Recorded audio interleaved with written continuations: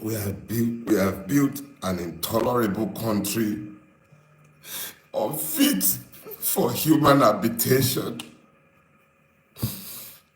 I have called it the evil empire.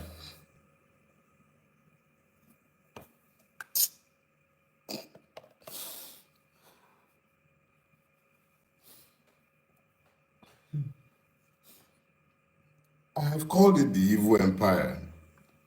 I've spoken to the fact that because of what we have all collectively tolerated, we have lost our country.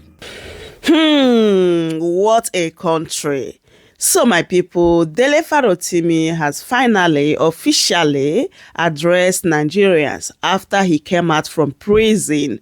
This is very, very emotional, honestly. Mr. Dele Farotimi couldn't hold his tears, especially after he experienced what he experienced in the prison.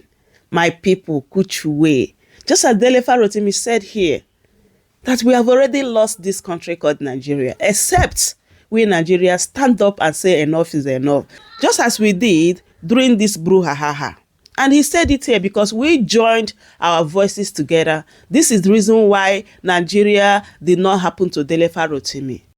What about people they have wrongly accused that are dying in prison?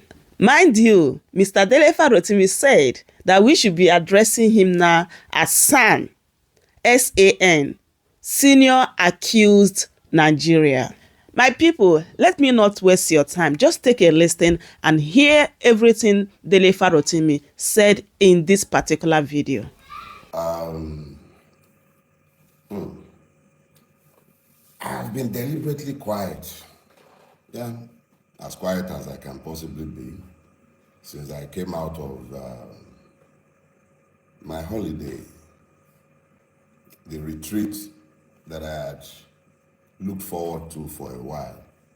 I would have preferred that it wasn't in a prison, but it pleases God. And I'm thankful to God for the time spent in prison, you know? So I have acquired a new title. I was going to say Senior 11 of Nigeria, SEN. Until a dear friend of mine, divinely inspired, showed me that, no, how can you call yourself 11? Nobody convicted you. I said, but I went to prison. He said, no, you went to prison, but you are not imprisoned. So you are not 11. So he suggested to me, why not call yourself Senior Accused of Nigeria? You know? So now I'm an SAN. When next you see me, or they are writing my name, please be mindful of the fact that I, formerly known simply as Dele Farotimi, occasional madman, previously Elewo, you can now call me graciously Dele Farotimi, SAN, Senior Accused of Nigeria. So welcome to this morning's show. Yes, it's a show, and the show must go on. So here is what we'll do. I told myself that I hold too many of you an unrepayable debt of gratitude. Too many of you. Look, one of the chief drum bangers for my freedom is my dear brother and friend, David. I spoke with David, I think, the day after I came out of my seclusion, and I promised him I was going to call him back that day, and I haven't managed to do so. And meanwhile, he was supposed to be telling me about several other people that I'm supposed to be calling because of everything so many of you did. Truth of the matter is, you are the best. Nigerians, fantastic human beings. You guys are the very best.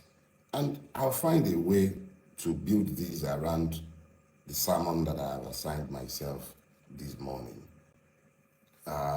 Let's get something clear. I was going to title this, Thank You, Debt of Gratitude. I ran out of superlatives with which to either title these or to describe the whole lot of you.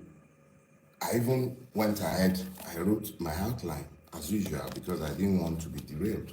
And I was convinced that this is what I was going to be speaking to this morning, although I eventually titled it The Road to freedom. Is that what we called it? No, I can't really remember, but I believe that is what it was. Or is it the walk to freedom? Whatever. The key thing is, I had one message planned, and it was planned, I believe, with my own carnality, and I'm as carnal as any one of you. I'm completely human with all of my hybrises and everything, and I've had 21 days to prepare for what I believe will be the next stage in the battle, that in the war, because I knew that that stage had already been won. But let me quickly say this. Thank you. I thank you. I thank each and every one of you. I am deeply, deeply grateful for what you all did. The calls to my family, the amazing show of support. And it's easy for me to speak with specificity to certain persons. I could say, for instance, that Mr. Peter Obi came to the prison to see me. I should say and say thanks to him for that. And then there is my brother, Yele Showore. Not only did he call my family, like he called them, he mobilized the AAC and the Revolution Now movement behind the demand for my release. My legal team, led by Mr. Lumide Fusika, fantastic people. Then there is Professor Emiri. He lost his wife and he just lost his mother as well. In the midst of his grief, he found the grace to show up in court, argued my bail application before the Federal High Court in Ado Ekiti, even though I was only told the day before. I only informed them the day before. They all rushed to Ado Ekiti to ensure that I had legal representation. Fantastic human being. All kind of people, small and great, however you grade human being in your own reckoning, traditional rulers sending chiefs. My hometown, I've spent more time in front of you guys than I have spent in my hometown. But the Owa of my town sent a delegation, okay? Everybody, the show of support across the entire strata of our society is humbling. It was humbling in the extreme. And I need all of you, whether I've mentioned, do I want to talk about Gigabyte in Ekiti, the Revolution Now coordinator in Ekiti, and his team, all kind of human beings that I can't even remember to mention their name as I speak with you. The Ado Ekiti prison practically became a tourist center. Big, small, everybody, people showed up. And I was being told constantly of the loud demands that you lot were making for my release. I appreciate you all. I appreciate you all. And I must say, in all humility, that you are the ones who came out of prison. It wasn't me. You came out of prison. You found your voices. You demanded that the right thing be done. Consistently, you made sure that I knew I wasn't walking alone. Your voices strengthened me because I heard you even beyond the walls of the prison. I heard you loud and clear. You left nobody in any doubt as to what you were demanding. It wasn't about Dele Farotimi, even though I was the one who bore your totem. It was essentially a demand by each and every one of you that the law must be allowed to rule in the situation. Now, let me be very clear. I retired from the practice of law when I turned 50. My next birthday, I'll be 57. I'm no longer a young man. I practiced that law conscientiously for at least 2 decades. I am a lawyer, not just because I was trained as one, but because I am by nature one. I'm a Yoruba man. In my culture, it says, Ejola Ako, Baba Enikonke Koja. I am not a fool. When the magistrate spoke, the learned magistrate was very specific in the order that he gave. And even though I did not believe at the time, and I still do not believe that there was any need for that order to have been made, what he said was clear. I may not speak to the press or even to you about the case pending in his court.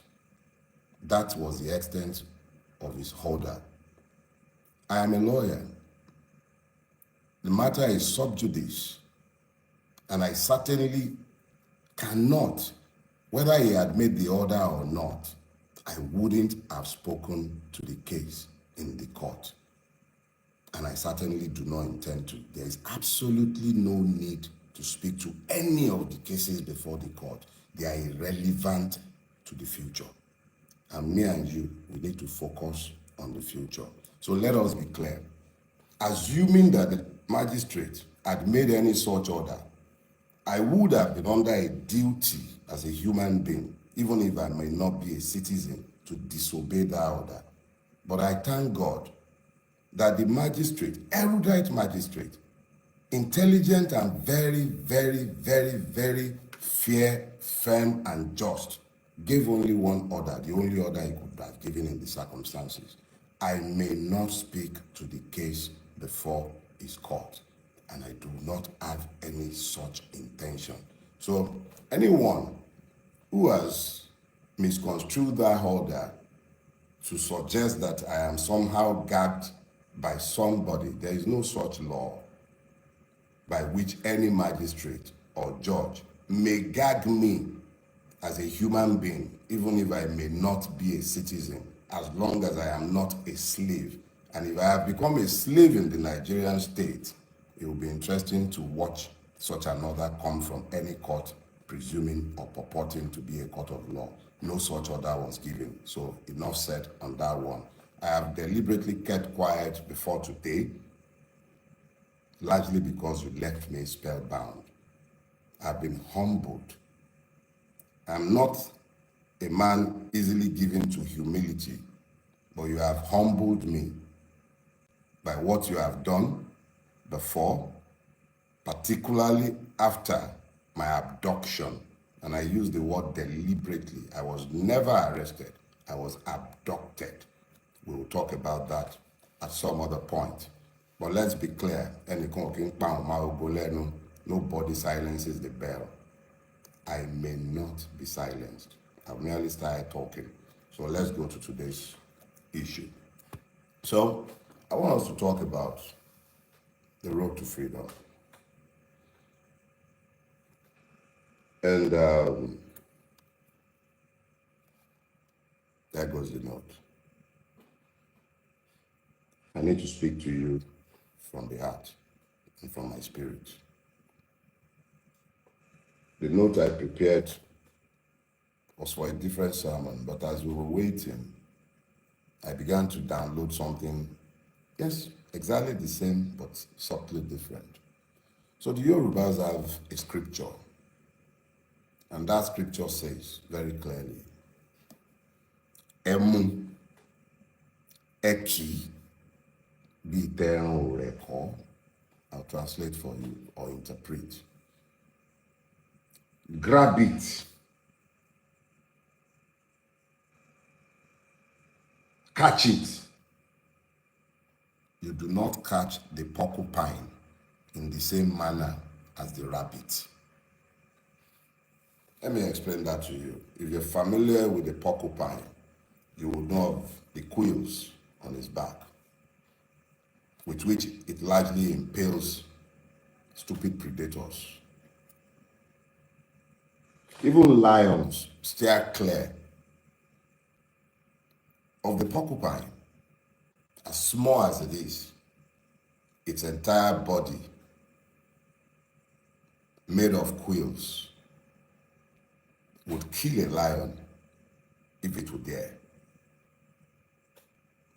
Now, when that proverb came to my head in the course of this entire ordeal, I made the stupid error of thinking that I was the porcupine and that those who were coming after me were the unwary predator. But I received some sense this morning. Or let me just say, as I have digested the extent and the range of support that I have found since I came out of prison. And I realized that I am not the porcupine. It's not me.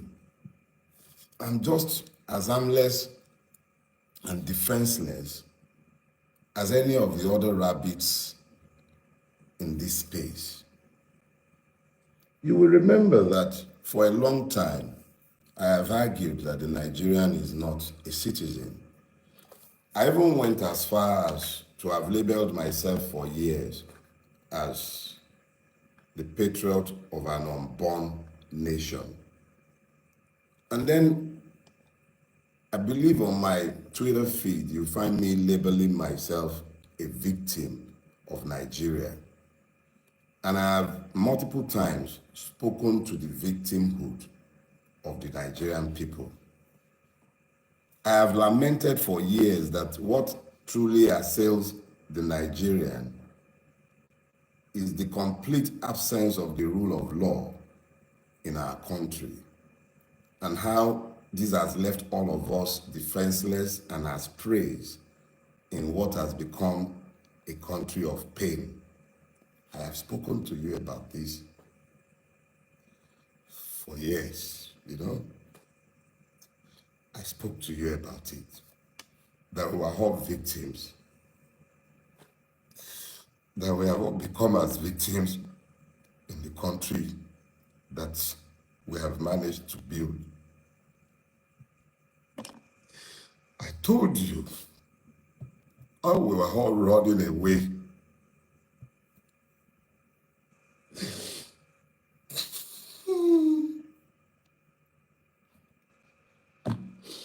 I told you how we were all running away from Nigeria because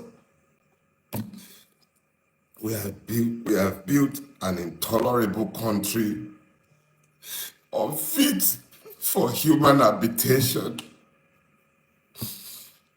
I have called it the evil empire.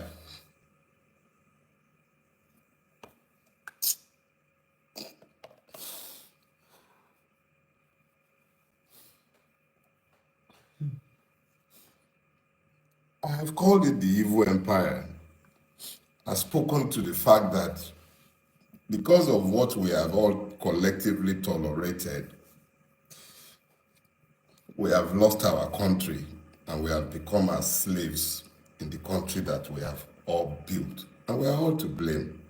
It was the idiot standing behind pulpits as I'm speaking with you, preaching injustice and lies to the people and helping them to normalize the madness that has overtaken all of us. I said this for years. So I am just as much a victim as each and every one of you. These are the first tears I have shed since my friend Ogunlanu died. I'm not given to tears, and I'm sorry. See, back to the issue. We all built this. We made this mess together, and it will take all of us to resolve the mess that we have made.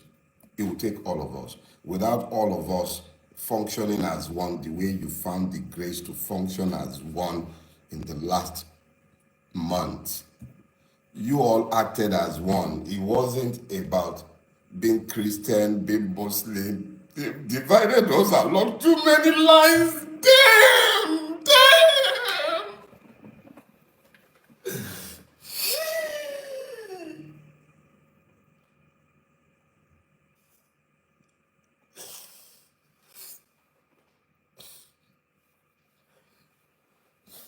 We stopped being human because we became Nigerians. They divided us and we fell for it. Because you wouldn't see me as a Yoruba man. You spoke for me. Because you wouldn't see me as a Christian, you spoke for me.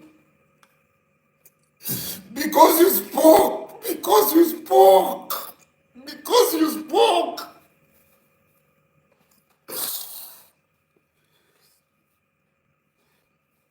Because you spoke, Nigeria couldn't happen to me. Because you spoke. The only reason Nigeria couldn't happen to me is because you spoke. You spoke. That is why Nigeria couldn't happen to me.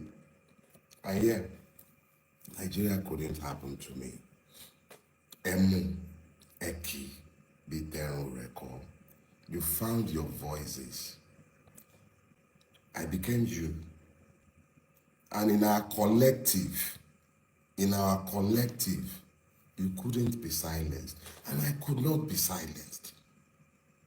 So it wasn't me that became the porcupine. It was you, the Nigerian citizens, that became the porcupine. So here is what we're going to do. First question I need you to ask yourself is this. How many of the people feeling the pains of the Nigerian state in detention or in prison deserve to be where they are? There's multiple people that I met in prison, and I'll yet speak to my prison experience. But I assure you, I didn't shed a single tear. I was happy for the free accommodation. I didn't like the food and I didn't have to eat it. So I'm not talking about me in some pity form. I went to prison and I view it as a finishing school. It showed me exactly how ugly our country is.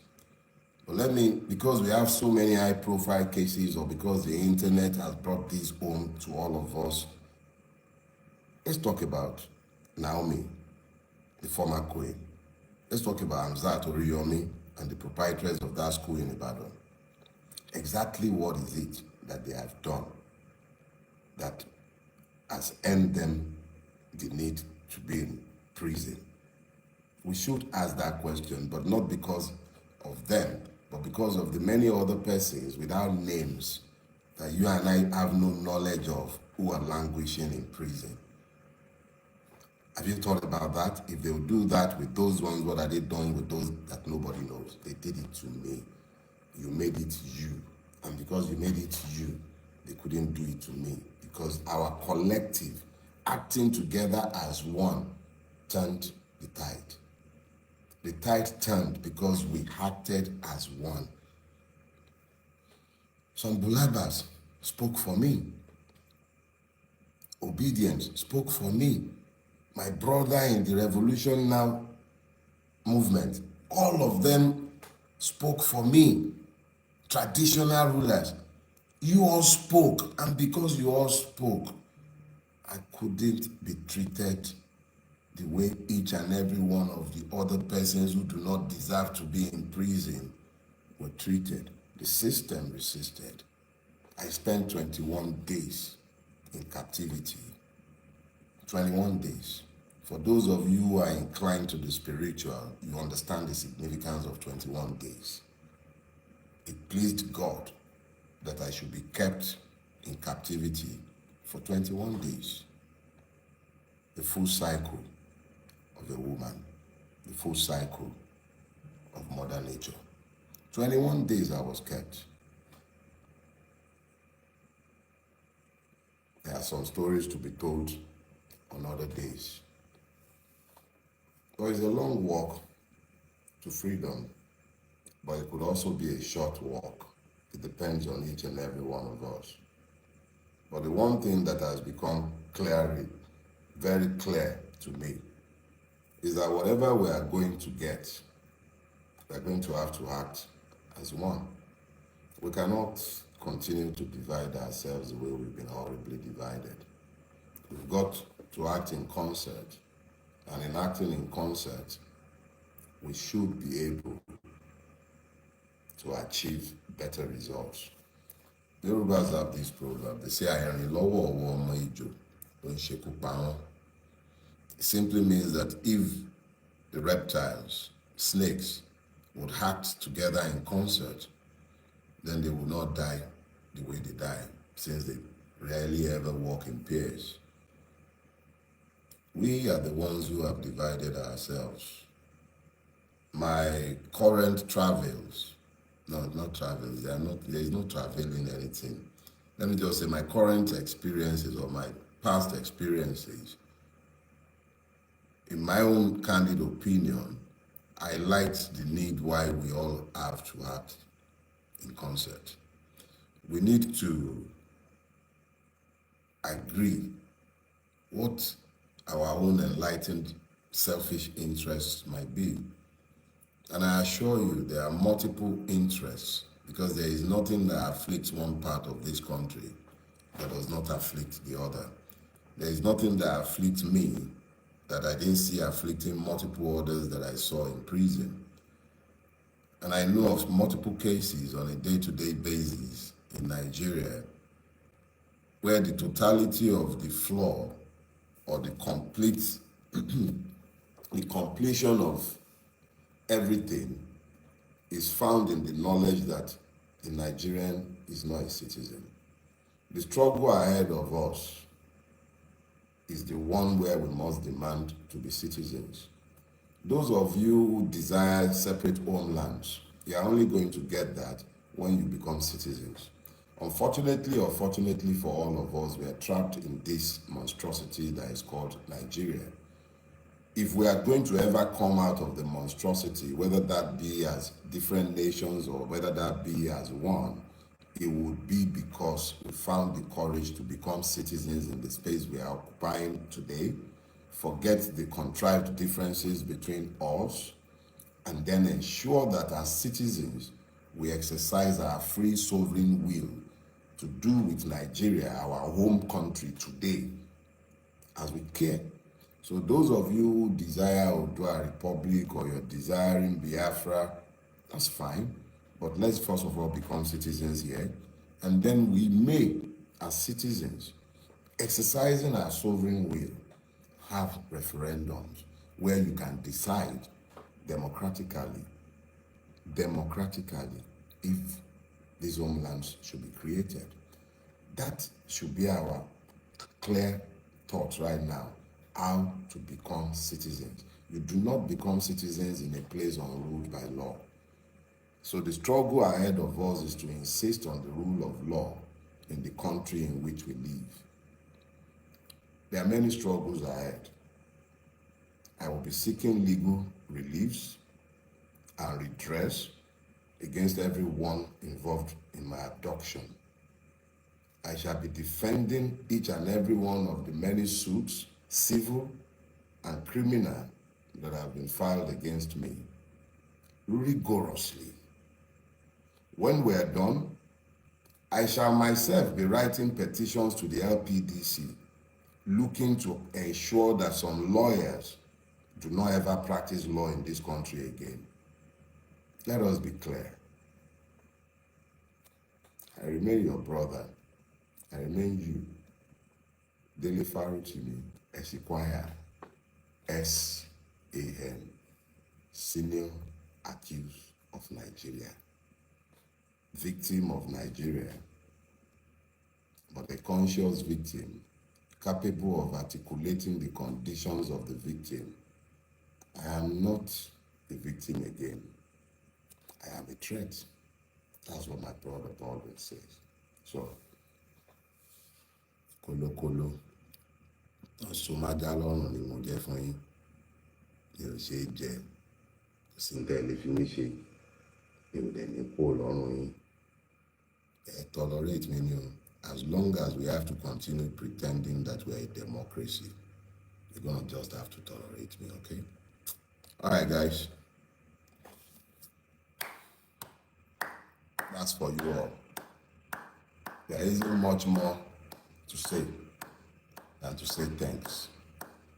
For those who merely posted free Dele Farotimi, for those who stepped on the streets in Ekiti,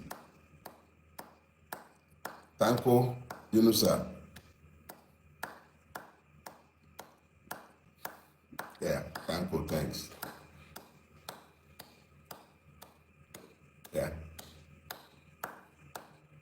Sarah Ibrahim, thanks.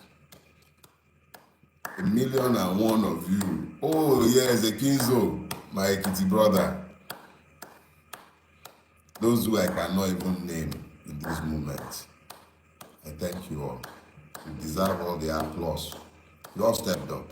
Like I was telling my brother Yele when we were talking, each and every person played the part that had been assigned to them, God, or they betrayed it.